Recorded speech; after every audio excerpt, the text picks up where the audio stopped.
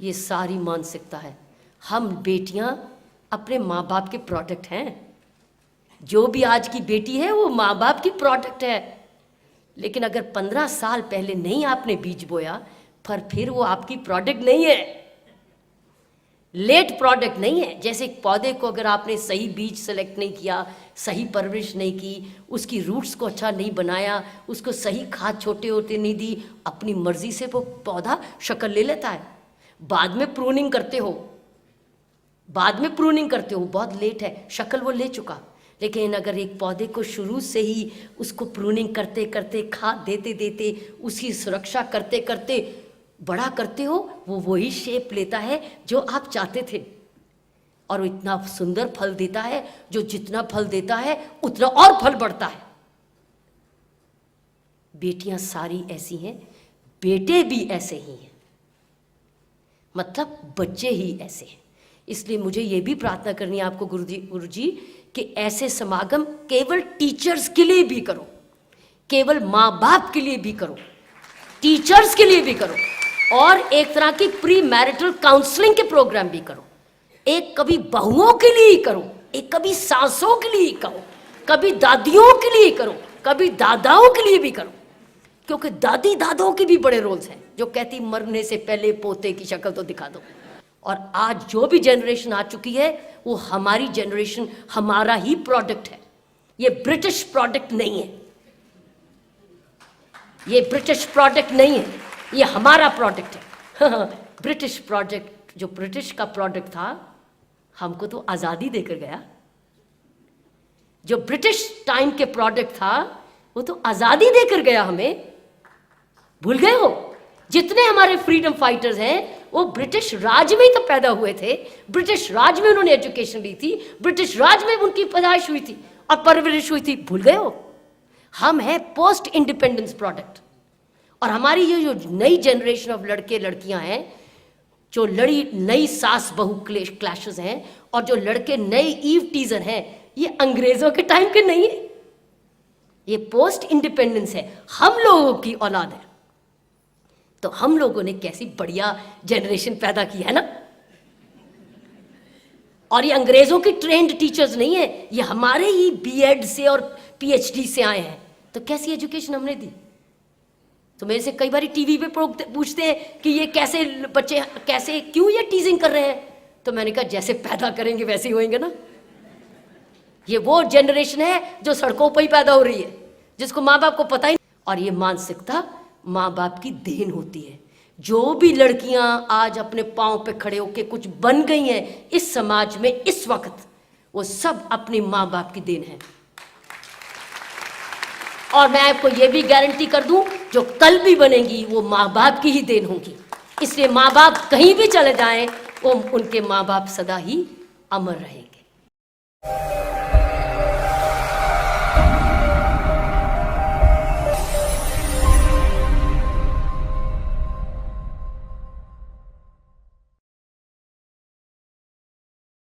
बदला जाए दृष्टिकोण यदि, तो इंसान बदल सकता है।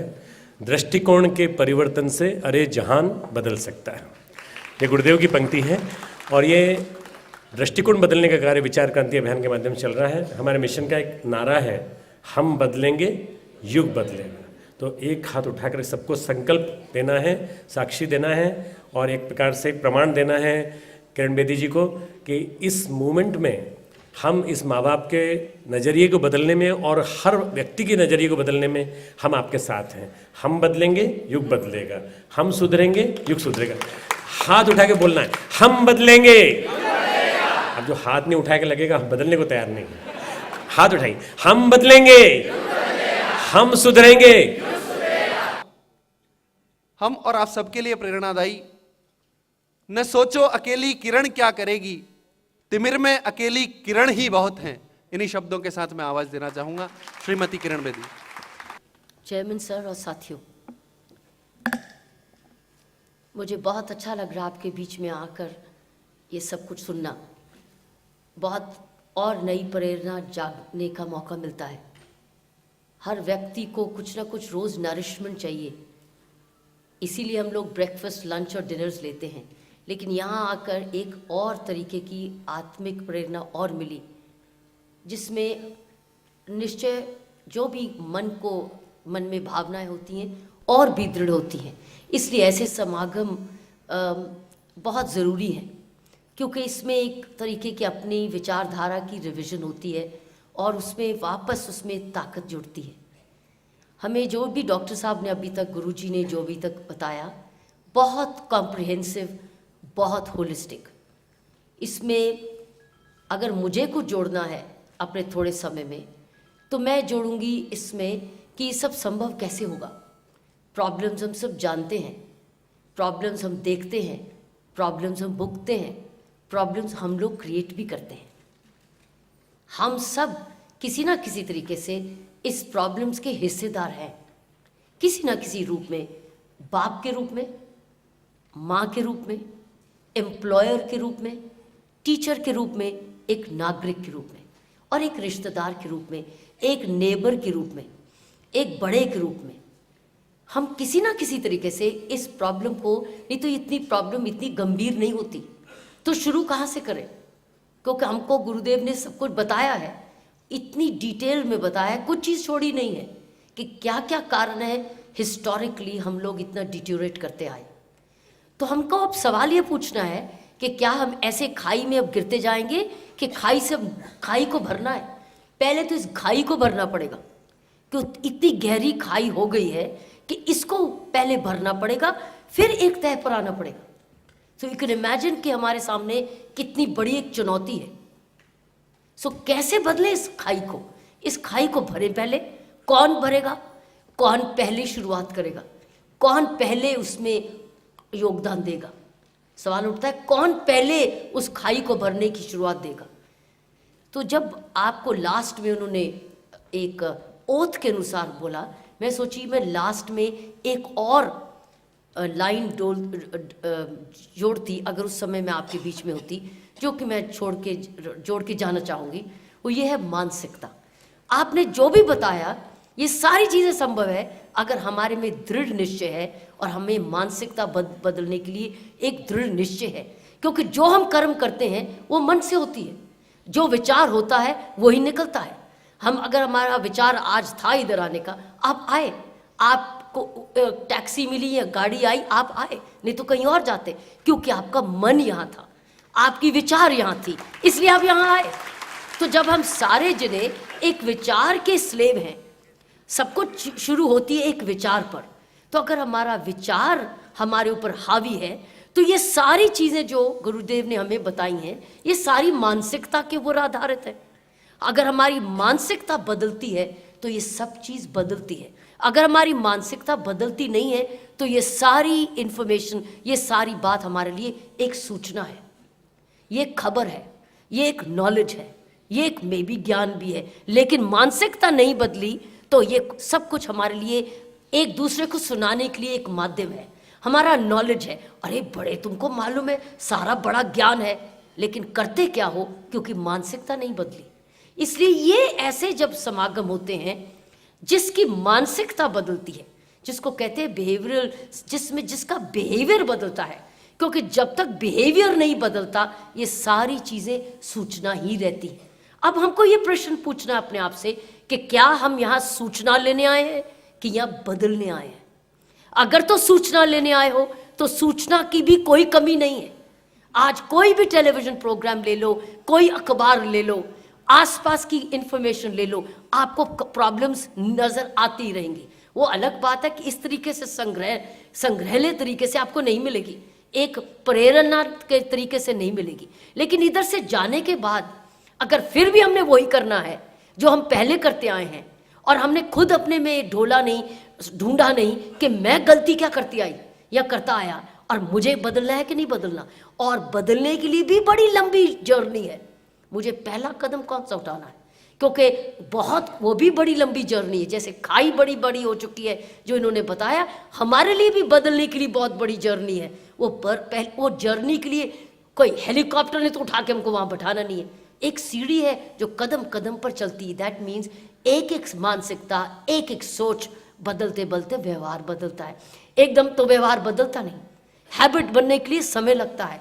Habit is a practice of ideas, practice of right thoughts. जब एक विचार हम चलते रहते हैं तब जाके वो आदत बनती है, और आदत फिर व्यवहार बदलता है। व्यवहार है क्या, कैरेक्टर है क्या, ये एक कलेक्शन ऑफ हैबिट्स है। जब हैबिट ही लालच की पड़ जाए तो कुछ भी चीज लालच नजर आएगी। जब हर चीज में मुझे बिजनेस ही करना है तो शादी भी बिजनेस ही बनेगा। जब हर चीज में हमको धंधा ही करना है तो शादी भी, जब इतनी जबरदस्त एक रिश्ता है, वो भी एक ट्रांजैक्शन और बिजनेस ही बन जाएगा।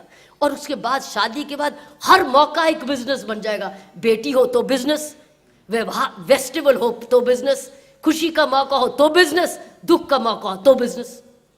समाज में हर चीज पर वो बिजनेस बन जाता है। कौन क्या लाया, कौन किसी ने क्या दिया, मैंने किसी को क्या दिया, मुझे क्या मिला। सो जब तक हमारा सोच नहीं बदलेगी तो मुझे यही कहना है कि अगर मैं उसी थॉट को, उसी प्रोग्राम को कंटिन्यू करूं जो हमारे गुरुजी ने बताया, तो मैं कहूंगी कि आज यहां से जाने से पहले हमको अपना ये सोचना है कि मेरी मानसिकता क्या है और मुझे क्या वो मानसिकता बदलनी नहीं चाहिए, और क्या मेरी मानसिकता ही ये समाज को नहीं बढ़ावा दे रही प्रॉब्लम को। क्या मैं भी अपनी मानसिकता एक समुद्र में अपनी नदी नहीं डाल रही, गंदी या स्वच्छ। अगर स्वच्छ है तो मेरी वजह से ये समाज बचा हुआ है, और गंदा है तो मेरी वजह से ये समाज गंदा है। मुझे अपनी जिम्मेवारी लेनी होगी आज। ये है सवाल, ये है सवाल कि अगर और कोई इधर किसी को पूछ नहीं रहा कि अरे तू कौन सा है, तू तो अच्छी साफ नदी है कि गंदी नदी है। हम सबको अपने आप से पूछना है कि मैं कौन सी नदी हूं, गंदी कि अच्छी। अपने आप को रेट करो, गंदी, अच्छा तो फिर गंदी तो मैं उधर क्या करने गई थी आज गायत्री मंडल में, और मैं क्या सुन के आई, क्या समझ के आया।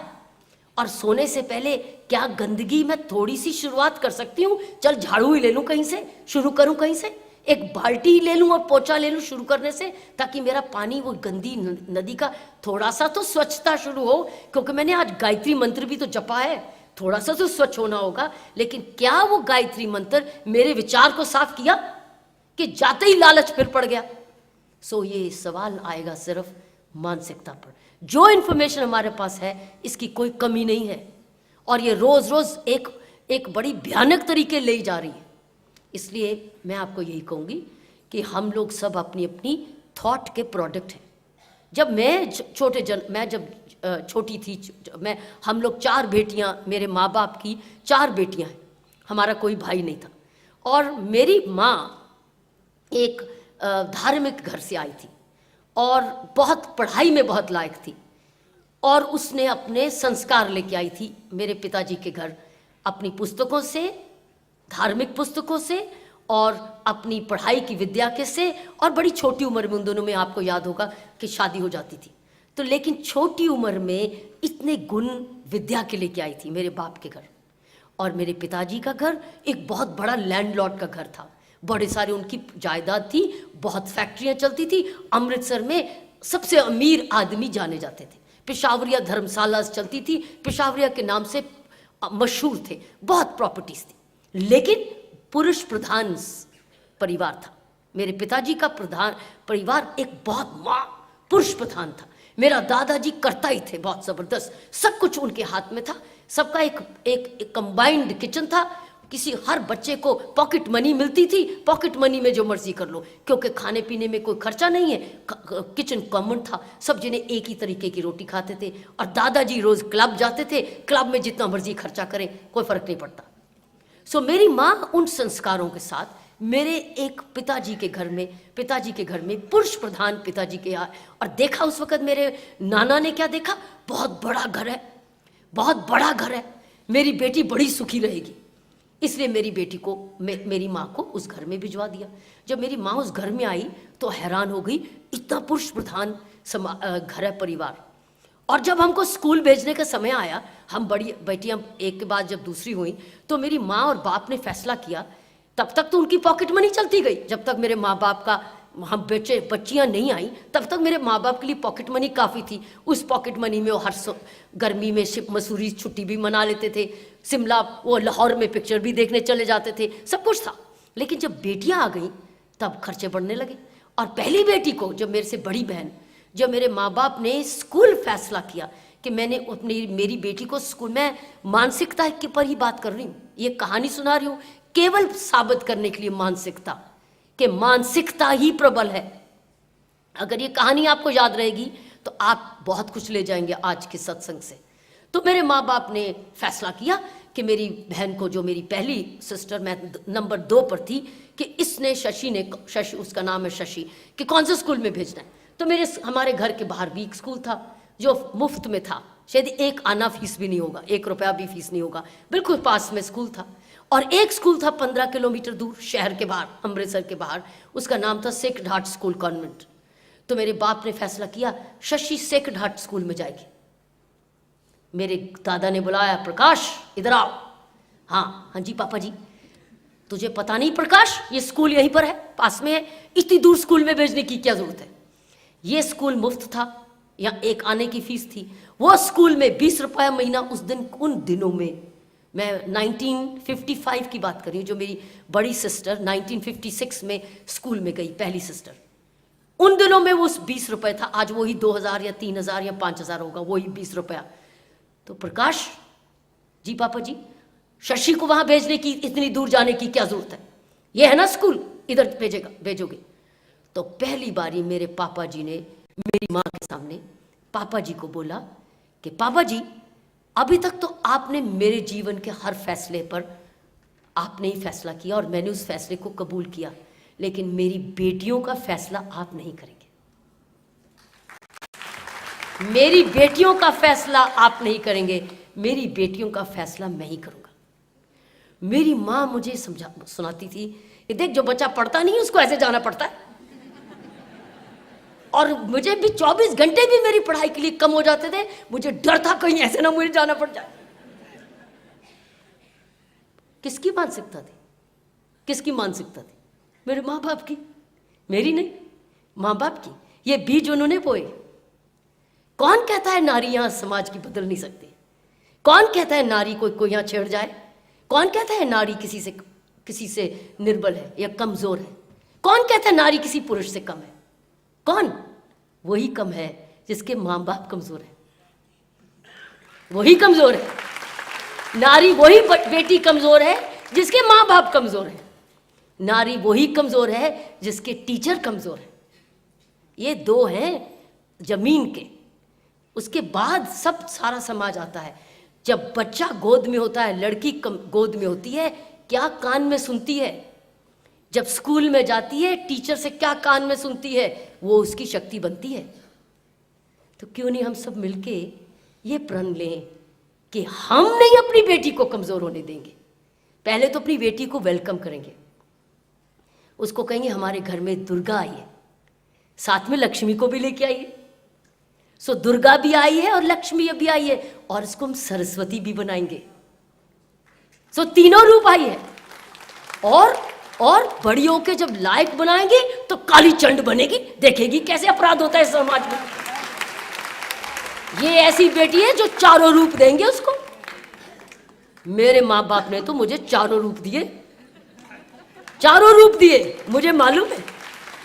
जब मुझे उसने यूनिफॉर्म पहनाया तो कहा चढ़ इन करप्ट लोगों के ऊपर, इन क्रिमिनल्स को पकड़ ले। ये मुझे मेरे माँ बाप ने यूनिफॉर्म पहना। जब मुझे टेनिस खिलाया, ऐसे थोड़ी टेनिस खिलाया इसलिए कि जाके स्ट्रांग बन। मैं पतली सी, छोटी सी, कमजोर सी थी, ले गए टेनिस पे कि खेल जाके टेनिस, भूख लगेगी खूब खाएगी।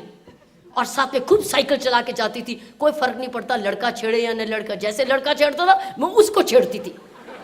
मुझे अंतर ही नहीं था कि मुझे छेड़ क्यों रहा है। मैं सोचता था वो मेरे से शैतानी कर रहा है, मैं उसके साथ शैतानी कर ली। कभी वो मार खाता था, कभी मैं मार खाती थी, दोनों मार के वापस आ जाते थे। अरे मारना भी तो सिखाया छोटे होते, मार खाना भी सिखाया, लेकिन मारना भी सिखाया। सिर्फ नहीं मार खाना रोते हुए सिखाया। हाँ मारा, मैंने भी मारा। ये क्या हुआ मार खा के घर में आ गई? मुझे माँ बाप ने कभी नहीं कहा था मार खा के घर आ जाना, हाँ ठोक के आना वापस। किसकी मानसिकता थी? माँ बाप की। और माँ बाप में भी माँ की, माँ के साथ साथ बाप की, कभी बाप की कभी माँ की। लेकिन मैं बता दूं, जिस घर में 200% मानसिकता होती है ना, 200%, माँ की भी 100%, बाप की 100%, वो बेटी बनती है 500%। और उसके बाद जब समाज को भी देखती है ना आंखों से ठीक से, और समाज को भी तंदुरुस्त करने लगती है, तब वो बनती है अव्वल। और तब वो पुरुषों को भी अव्वल बनाती है, क्योंकि उसके लिए सारा समाज बहुत जरूरी है चलना। वो फिर पुरुषों के साथ कोई अन्याय नहीं करती, वो समाज के साथ न्याय करती है, क्योंकि वो समाज के साथ प्रेम करती है। तो मेरे साथियों, ये समागम में एक चीज लेके जाना कि हमको अपनी मानसिकता को ढूंढोचना है कि मेरी मानसिकता समुद्र में पानी जल को गंदा कर रही है कि स्वच्छ कर रही है। अगर कहीं वो पोल्यूट कर रही है तो मैं क्यों नहीं पहले पोल्यूशन गंदी सफाई करनी शुरू करूं? और ये क्यों इंतजार करूं दूसरे भी सफाई कर रहे हैं कि नहीं कर रहे? हो सकता है दूसरा भी आपको ही देख रहा हो कि पहले तुम तो नहीं सफाई कर रहे। जब आपकी बेटी की शादी हो तो कह देना हम बेटा ले रहे हैं और बेटी दे रहे हैं, ये कोई बिजनेस नहीं है। हमको प्यार मोहब्बत और इज्जत और मान चाहिए, हमारी बेटी को सम्मान चाहिए, और हमको इस बेटे से पूरा इज्जत और मान चाहिए। हमको एक स्नेह का रिश्ता चाहिए। उसके बाद आपको अगर बच्चे को सिक्योरिटी देनी है तो उसको सिक्योरिटी दे दो जो मर्जी, लेकिन कोई भूखा मांगेगा तो ऐसी बेटी बनाओ जो कोई अब बाहर का रास्ता जा, दूसरे रास्ते और ढूंढ, मैं बिजनेस में नहीं हूं। ऐसी बेटियां पैदा करो ना। मजाले कि कोई ऐसा लड़का घुस जाए कभी भी कुछ डर के भी बोल दे ये ले आना। ये सारी मानसिकता है। हम बेटियां अपने माँ बाप के प्रोडक्ट हैं। जो भी आज की बेटी है वो माँ बाप की प्रोडक्ट है। लेकिन अगर 15 साल पहले नहीं आपने बीज बोया, पर फिर वो आपकी प्रोडक्ट नहीं है, लेट प्रोडक्ट नहीं है। जैसे एक पौधे को अगर आपने सही बीज सेलेक्ट नहीं किया, सही परवरिश नहीं की, उसकी रूट्स को अच्छा नहीं बनाया, उसको सही खाद छोटे होते नहीं दी, अपनी मर्जी से वो पौधा शक्ल ले लेता है। बाद में प्रूनिंग करते हो, बहुत लेट है, शक्ल वो ले चुका। लेकिन अगर एक पौधे को शुरू से ही उसको प्रूनिंग करते करते, खाद देते देते, उसकी सुरक्षा करते करते बड़ा करते हो, वो वही शेप लेता है जो आप चाहते थे, और इतना सुंदर फल देता है जो जितना फल देता है उतना और फल बढ़ता है। बेटियां सारी ऐसी हैं, बेटे भी ऐसे ही हैं, मतलब बच्चे ही ऐसे हैं। इसलिए मुझे ये भी प्रार्थना करनी है आपको गुरुजी कि ऐसे समागम केवल टीचर्स के लिए भी करो, केवल माँ बाप के लिए भी करो, टीचर्स के लिए भी करो, और एक तरह की प्री मैरिटल काउंसलिंग के प्रोग्राम भी करो। एक कभी बहुओं के लिए करो, एक कभी सासों के लिए करो, कभी दादियों के लिए करो, कभी दादाओं के लिए भी करो, क्योंकि दादी दादों के भी बड़े रोल्स हैं जो कहती मरने से पहले पोते की शक्ल तो दिखा दो। इसलिए ये बहुत ज़बरदस्त ज़रूरी है कि हम लोग आपके समागम और रूप ले जाएं। तो आपने मुझे इतने प्रेम से सुना, मुझे एक ही शब्द उसको सार में यही कहना है कि जो भी हमको इतनी आज कॉम्प्रिहेंसिव प्रेजेंटेशन मिली है, इससे ज़्यादा हमको विस्तार से समझाया कभी नहीं इतना आसानी से जाता। लेकिन क्योंकि हम समझ गए हैं तो ये सारी चीज़ अमल कैसे करेंगे? अमल करेंगे अपनी अपनी मानसिकता बदलने से, और अपने बच्चे को एक सपना देने से। अपने बच्चे को अपना सपना दो कि बेटे मैं तुझे देख रहा हूँ, ऐसा बच्चा, पुरुष लड़का हो या लड़की, जो कल की एक देश का सुरक्षक बनेगा। तू देश का सुरक्षक, अरे माँ बेटी को मैं सुरक्षक, मैं कोई पुलिस थोड़ी बनने वाली हूं, तो तू भी सुरक्षक बनेगी, तू भी समाज की सुरक्षक। एकदम उसमें एक बल आने लगेगा, अरे मैं भी स्ट्रांग हूं। उसमें स्ट्रेंथ के टीके लगाओ ना लड़की में, जिम्मेवारी के टीके लगाओ लड़के में, और लड़की में ताकत के टीके लगाओ। लड़के में जिम्मेवारी का टीका जरूरी है और लड़की में ताकत का टीका जरूरी है। और टीके होते हैं शब्द, टीके होते हैं वातावरण, टीके होते हैं कर्म, टीके होते हैं प्रदर्शन, टीके होते हैं रोल मॉडल्स, टीके होते हैं ऐसे सत्संग, टीके होते हैं किताबें, टीके होती हैं अच्छी फिल्में, टीके होते हैं अच्छे फोरम्स, अच्छे टीचर्स, अच्छे प्रोग्राम्स, अच्छी एजुकेशन, अच्छे टीचर्स, ये होते हैं। सो लड़के में लगाओ जिम्मेवार। आज इस देश में ज़रूरत है लड़कों को जिम्मेवार ज़्यादा बनाने की, और लड़कियों को जिम्मेवारी तो उनके जन्म से ही आ जाती है, उनको बहादुर बनाने की। और फिर देखो एक समाज में कैसा बढ़िया संतुलन आएगा, दोनों जिम्मेवारी भी निभाएंगे और वो ताकतवर भी होंगे, बहादुर भी होंगे। बहादुरी और जिम्मेवारी दोनों जब जुड़ेगी, एक महान चरित्र बनेगा इस देश का। और आज जो भी जनरेशन आ चुकी है वो हमारी जनरेशन, हमारा ही प्रोडक्ट है, ये ब्रिटिश प्रोडक्ट नहीं है, ये ब्रिटिश प्रोडक्ट नहीं है, ये हमारा प्रोडक्ट है। ब्रिटिश प्रोडक्ट, जो ब्रिटिश का प्रोडक्ट था, हमको तो आज़ादी देकर गया। जो ब्रिटिश टाइम के प्रोडक्ट था वो तो आज़ादी देकर गया हमें। भूल गए हो? जितने हमारे फ्रीडम फाइटर्स हैं वो ब्रिटिश राज में ही तो पैदा हुए थे, ब्रिटिश राज में उन्होंने एजुकेशन ली थी, ब्रिटिश राज में उनकी पैदाइश हुई थी और परवरिश हुई थी। भूल गए हो? हम हैं पोस्ट इंडिपेंडेंस प्रोडक्ट।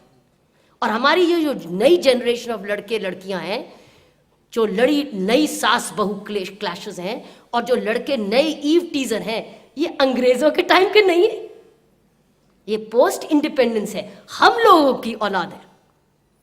तो हम लोगों ने कैसी बढ़िया जनरेशन पैदा की है ना। और ये अंग्रेजों की ट्रेंड टीचर्स नहीं है, ये हमारे ही बीएड से और पीएचडी से आए हैं। तो कैसी एजुकेशन हमने दी? तो मेरे से कई बार टीवी पे पूछते हैं कि ये कैसे बच्चे, कैसे, क्यों ये टीजिंग कर रहे हैं? तो मैंने कहा जैसे पैदा करेंगे वैसे ही होंगे ना। ये वो जनरेशन है जो सड़कों पर ही पैदा हो रही है, जिसको माँ बाप को पता ही नहीं कौन सी पढ़ाई पढ़ रहा है, कब दोस्त कौन है, कितने पैसे ले गया है, कब शराब पी कर आ रहा है, किसको छेड़ के आ रहा है, और कब जेब काट गया किसी की। इन वो लोग जो पेरेंट्स को मालूम ही नहीं है और टीचर्स को मालूम नहीं है, पास तो भी करना है क्योंकि 50% अटेंडेंस हो गई तो भी चलेगा। This is that generation. और ऐसे माँ बाप हैं कईयों को पता ही नहीं कितने बच्चे थे। वो भी हिंदुस्तान हमारा है ना, जिनके पता ही नहीं बच्चों को, माँ को कितने बच्चे हैं। सो ये हिंदुस्तान है ना पूरा डाइवर्सिटी का, इट्स यूनिटी इन डाइवर्सिटी। सो इसको किसको दोष देंगे? इसलिए आओ मिलके मानसिकता को बदलें, आओ अपने बच्चों को एक सपना दें, जैसे सपना मेरे माँ बाप ने दिया था मुझे।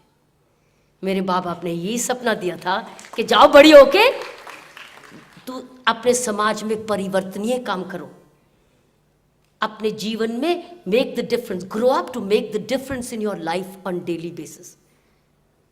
सो जाओ ऐसा रोज काम करो जिसमें वो परिवर्तन लाए तुम्हारे जीवन में भी और दूसरों के भी जीवन में, आसपास के जीवन में भी। इसीलिए उन्होंने दिल्ली पुलिस कमिश्नर ने मुझे बनाया, क्योंकि उनको पता था दिल्ली में बड़ी जल्दी परिवर्तन आने वाला है। और सबको परिवर्तन पसंद नहीं है, सबको परिवर्तन भी पसंद नहीं है। ये भी मानसिकता है ना, स्टेटस को सूट करता है। चेंज बड़ा डिफिकल्ट है, स्टेटस को सूट करता है क्योंकि हम चेंज के यूज्ड हो चुके हैं। कईयों को चेंज बड़ी कंफर्टेबल है, इसलिए जैसा है वैसा ही रहो बस। क्योंकि अगर एक व्यक्ति है ही परिवर्तनीय और जब गलत चीज या सही नहीं होगा उसको बदलेगा, तो किसी ना किसी को तो आराम हराम होगा ना, आराम हाँ हराम होगा ना, और हैरान भी होंगे फिर कि क्या करें। तब तक तो नियुक्ति हो चुकी होगी। तो इसीलिए अपने इस बच्चों को खूब बढ़िया सपना दो, कानों में बोलो, बेटा तू मेरा सुरक्षा बढ़ के मेरे देश की सुरक्षा करेगा। मैं फौज में जाऊंगा, हाँ जा फौज में। अरे फौज का दिमाग में तो डाल दो, जाए या ना जाए, कम से कम सोल्जर तो बनेगा, जवान तो बनेगा। हाँ तू देश की सुरक्षक बनेगी। मम्मी मैं तो लड़की हूं, हाँ तू भी, क्यों नहीं? तू सुरक्षा जब मांगती है तो दूसरे की सुरक्षा नहीं कर सकती? एकदम उसमें एक नया गश ऑफ ब्लड आएगा ना, कि तुझे तो भाई को साथ ले जा, तेरा ध्यान रखेगा। क्यों मम्मी, मैं नहीं भाई को ध्यान रख सकती? तो जब ऐसा जवाब, ऐसी बातें कहोगे, हाँ दोनों इकट्ठे जाओ, एक दूसरे का ध्यान रखना, तब मैं बात मानू। इकट्ठे जाना, क्यों जाना? क्योंकि तुमको एक दूसरे का ध्यान रखना है, ताकि तुमको एक दूसरे की हेल्प चाहिए होगी ना। कभी ना बोलो लड़की को कि तुझे भाई की हेल्प चाहिए होगी, क्योंकि फिर वो बाद में पति की हेल्प मांगती है। किसी पर डिपेंडेंट नहीं बनाओ, सब मानसिकता है। और ये मानसिकता माँ बाप की देन होती है। जो भी लड़कियां आज अपने पाँव पे खड़े होके कुछ बन गई हैं इस समाज में इस वक्त, वो सब अपनी माँ बाप की देन है। और मैं आपको ये भी गारंटी कर दूं, जो कल भी बनेंगी वो माँ बाप की ही देन होगी। इसलिए माँ बाप कहीं भी चले जाएं, वो उनके माँ बाप सदा ही अमर रहेंगे। आपने मुझे यहाँ बुलाया, मैं प्रार्थना करती हूँ ईश्वर से कि आप ऐसे माँ बाप बने जो एक ऐसा समाज बना के दे इस देश को, जहाँ हर बेटी बेटा बोले मैं शुक्र है भगवान का मुझे ऐसे माँ बाप मिले जो भारतवर्ष में पैदा हुए। धन्यवाद। हम लोगों ने अभी अभी किरण जी को सुना और मुझे एक पंक्ति याद आती गुरुदेव की, बदला जाए दृष्टिकोण यदि तो इंसान बदल सकता है, दृष्टिकोण के परिवर्तन से अरे जहान बदल सकता है। ये गुरुदेव की पंक्ति है और ये दृष्टिकोण बदलने का कार्य विचार क्रांति अभियान के माध्यम से चल रहा है। हमारे मिशन का एक नारा है, हम बदलेंगे युग बदलेगा। तो एक हाथ उठाकर सबको संकल्प देना है, साक्षी देना है और एक प्रकार से प्रमाण देना है किरण बेदी जी को कि इस मूवमेंट में हम इस माँ बाप के नज़रिए को बदलने में और हर व्यक्ति के नज़रिए को बदलने में हम आपके साथ हैं। हम बदलेंगे युग बदलेगा, हम सुधरेंगे युग सुधरेगा। हाथ उठा के बोलना है, हम बदलेंगे। अब जो हाथ नहीं उठा के लगेगा हम बदलने को तैयार नहीं है, हाथ उठाइए, हम बदलेंगे, हम सुधरेंगे। बहुत डायनेमिक विचारों के लिए बहुत बहुत धन्यवाद किरण जी।